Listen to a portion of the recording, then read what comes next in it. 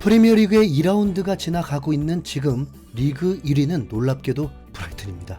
물론 대진운이 매우 좋았긴 했지만 올해 승격한 루턴타운과 중위권인 울버햄튼을 모두 4대1로 격파하는 공격력을 선보였죠.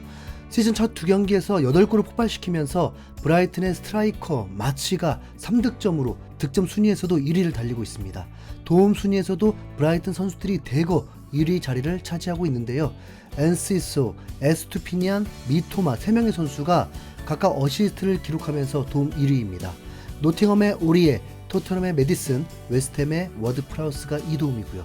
브라이튼은 이 엄청난 화력에 힘입어서 골득실에서 맨시티를 앞서면서 1위가 됐죠. 맨시티는 브라이튼과 더불어서 첫 두 경기에서 유의하게 2승을 거둔 팀이었습니다. 개막전이었던 번리전 3대0 승리에 이어서 새로운 탑4로 떠오른 뉴캐슬을 상대로도 깔끔하게 1대0 승리를 따낸 겁니다. 덕분에 골득실은 플러스 4로 브라이튼보다 낮지만 두 경기 모두 무실점 클린시트를 기록하면서 확실히 훨씬 밸런스 있는 모습입니다. 1승 1패로 승점이 4점인 팀은 총 4팀인데 브렌트포드, 리버풀, 토트넘, 웨스트햄입니다. 토트넘의 개막전 상대였던 브렌트포드는 다음 상대인 풀럼을 3대0으로 꺾으면서 리그 3위 자리를 차지한 상태죠. 첼시와 비겼던 리버풀은 본머스를 상대로 3대1로 가볍게 승리를 거뒀습니다. 웨스트햄은 그 본머스와 개막전에서 비기고 의외로 첼시를 3대1로 박살냈는데요. 덕분에 시즌 개막전 탑4로 예상되던 첼시는 현재 리그 15위로 하위권에 있습니다. 시즌 초반에 이변이 일어났다고 봐야죠.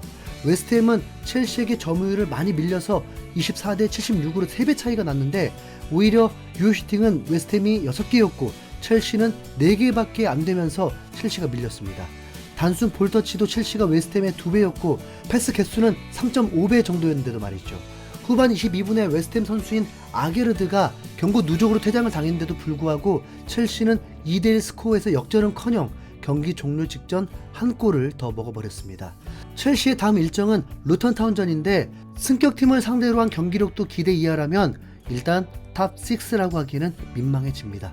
그리고 대망의 토트넘은 맨유를 상대로 2대0의 완벽한 승리를 거뒀는데요. 통계 전문 매체인 옵타에 따르면 토트넘은 맨유를 상대로 지난 리그 9경기에서 단 1승만 거두면서 매우 열세를 보였습니다. 최근 5경기로 한정하면 1무 4패로 그 1승마저 없는 암울한 전적이었던 겁니다. 그러나 놀랍게도 막상 경기를 해보니 토트넘이 맨유의 미드필더부터 압도하면서 정말 의외의 경기력이 나왔습니다. 콘테 밑에서는 전술을 이해 못한다면서 바보 취급을 받았던 비수마가 완벽 부활해서 이번 시즌 두 경기 모두 MOM을 받았고 파페사르 역시 메이저 선제골을 터뜨리면서 급속도로 발전한 모습을 보여주었습니다. 새롭게 합류해 부주장이 된 메디슨도 왼쪽에서 손흥민과 기가 막힌 호흡을 보여주면서 확실히 이름값을 제대로 증명하고 있고요. 지난 시즌 맨유의 미드필더진은 리그에서 최고 수준이라고 할 정도였는데 브루노, 에릭센, 카세미로가 있는 중원은 매우 탄탄하면서도 창의적이었습니다. 그러나 에릭센은 건강 이슈도 있고 아무래도 나이가 30대에 접어든 만큼 맨유는 첼시에 6천만 파운드를 주고 마운트를 장기적인 대체자로 영입했습니다.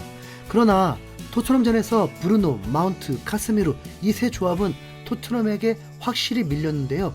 올 시즌에 갑자기 맨유 수준이 떨어져서 이해하기 힘든 실수를 연발한 게 아니었습니다. 실제 토트넘의 경기력이 좋아진 겁니다.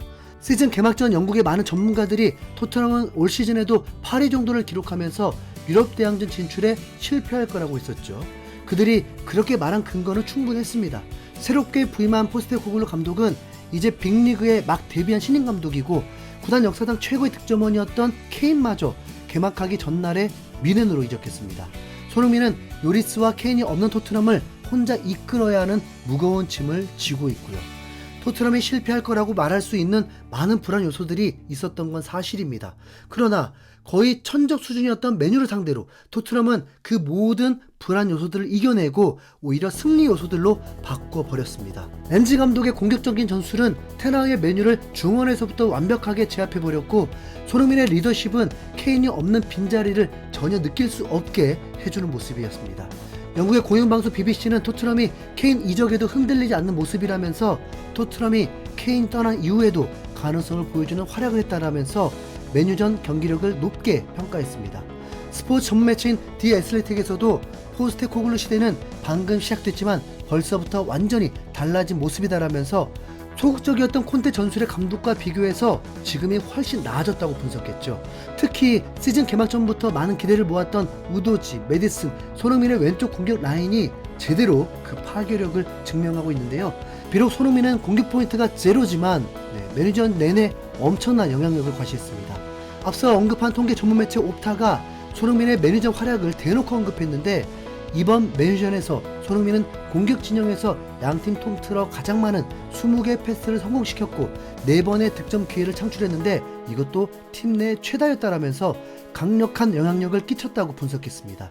경기를 보신 분들은 알겠지만 손흥민은 리그 최고 수비수 중 하나인 라파엘 바란을 개인기로 완벽하게 따돌려버렸습니다. 어시스트가 될 만한 패스도 많았는데 솔직히 불운했다고 할 수밖에 없을 정도로 손흥민의 활약 자체는 진짜 좋았거든요. 또한 이날 토트넘 이적 이후에 최고의 경기력을 보여준 비수마 또한 이번 경기 승리의 주역으로 손흥민을 지목했는데요. 비수마는 케인에 대해서 그를 아주 존경한다라면서도 변한 건 없다라고 말했습니다. 즉 토트넘의 핵심은 케인이 아니었고 팀을 위해서 엄청난 노력과 희생을 감수한 손흥민이었다는 거죠. 비수마는 이어서 축구에서 인품을 지녔다면 누구든 리더가 될 수 있다. 리더는 말만 하는 사람은 아니다라고 말했고 이어서 우리에겐 소니가 있다. 그는 우리에게 가장 좋은 본보기다. 손흥민의 태도와 걸어온 길을 보면 그를 따라야 한다는 걸 알 수 있다. 소니를 따른다면 좋은 방법이라는 걸 알게 된다라고 아예 손흥민이 캡틴이라는 존재를 넘어서 존경하는 인물이라고 이야기까지 한 겁니다. 현지 팬들도 메뉴 전에 진짜 히어로는 다름 아닌 손흥민이었다는 분위기입니다. 손흥민이 공격 포인트가 없다고 부진했다고 하는 놈들도 있겠지? 제발 눈 뜨고 경기를 좀 봐라. 손흥민은 토트넘의 레전드이자 혼 그 자체야. 메뉴전에서 보여준 영향력은 미친 수준이었지. 이제야 팀이 하나로 뭉친 것 같은 느낌이야. 이게 바로 손흥민의 리더십을 보여주는 증거다. 주장으로서 첫 승리를 축하해, 소니. 이건 시작에 불과해. 앞으로도 더 엄청난 일을 해낼 거야. 손흥민은 위협적인 득점 찬스를 여러 번 만들었어. 우리의 소니가 돌아왔다. 비수마가 2경기 연속 MOM을 받았고 사르가 멋진 선제골을 넣었지만 이번 경기의 진짜 히어로는 바로 손흥민이야. 개막전 전날에 케인이 떠난 토트넘은 솔직히 이거보다 더 흔들릴 수도 있었어. 손흥민이 없었다면 이렇게 빨리 정신을 차리지 못했겠지. 최근 본 손흥민의 활약 중 최고였어. 퍼스트 터치는 우아했고 좁은 공간에서도 창의적이었어. 엔지 감독의 공격 전술에 더 익숙해지기만 한다면 손흥민이 헤트트릭을 밥 먹듯이 할 거라고 장담해. 와한 비사카는 손흥민을 전혀 제어하지 못했어. 손흥민이 후방이 아니라 전방에서 상대를 괴롭히는 걸 보니 정말 즐겁다. 확실히 손흥민이 공격에 집중하게 해주니까 그 누구보다 위협적인 모습이 나오네요. 손흥민도 경기 후 인터뷰에서 직접 수비수들에게는 어떤지 모르지만 나와 공격하는 선수들은 100% 경기를 즐기고 있다. 70m 뒤에서부터 달려오는 것보다 전방에서부터 압박하는 게 훨씬 쉽다라면서 엔지 감독의 공격 축구가 더 잘 맞고 즐겁게 축구를 하고 있다고 밝혔으니까요. 이건 꼭 무리뉴 콘테 감독을 간접적으로 디스한 것 같은데요. 캡틴이 말한 대로 쉽다라고 말하는 건 그만큼 체력 안배가 된다는 말과 일맥상통할 것입니다. 분명 캡틴은 무리뉴 콘테 시절 혹사도 받았던 거 맞습니다. 그래서 전문가들도 손흥민 수비 부담에 대해서도 여러 차례 언급하기도 했죠. 체력적으로도 부담이 덜한 이 전술에서 이제 다음 경기 내려앉을 본머스에게는 엔지 감독이 어떤 전술로 나오게 될지 매우 궁금합니다. 본머스가 내려앉는다고요? 그럼 손흥민 스트라이커 콜? 이상 흰수염고래였습니다. 감사합니다.